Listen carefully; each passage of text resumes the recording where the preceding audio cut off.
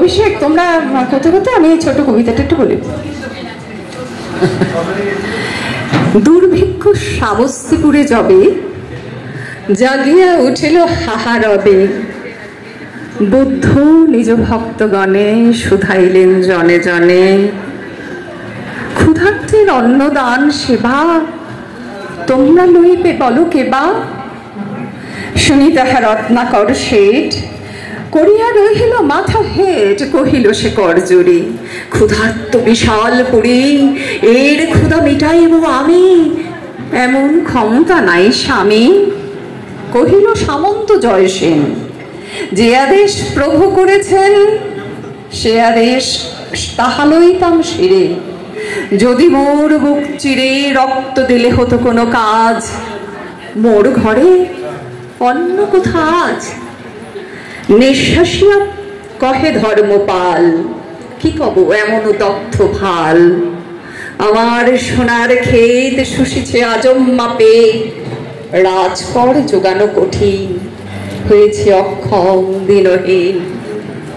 রহে সবে মুখোমুখি চাহে, কাহারও উত্তর কিছু নাহে, নির্বাক সে সভা ঘরে ব্যথিত নগরে পড়ে, বুদ্ধের করুণ আঁখে দুটি সন্ধ্যা তারা সম রহে ফুটি।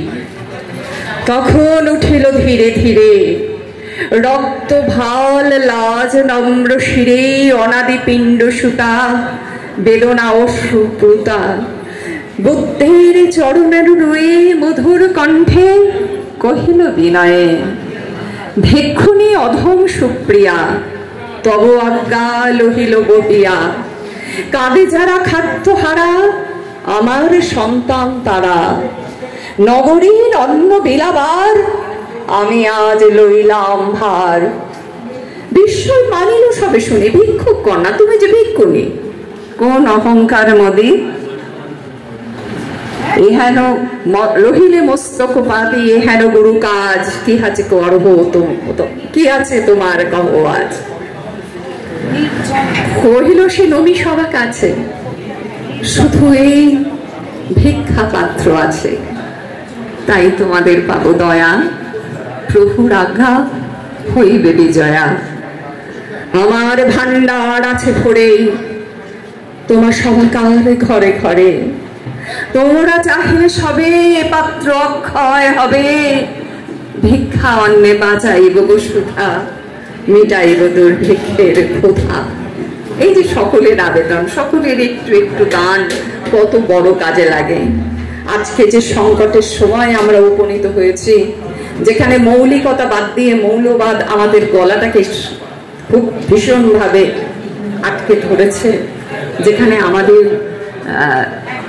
হিন্দু মুসলমান খ্রিস্টান বৌদ্ধ সব ভাগ করে দিতে চাইছে, খাদ্য নেই বাসস্থান নেই, শুধু ধর্মের জিগির দিয়ে কত মানুষ মারা গেল।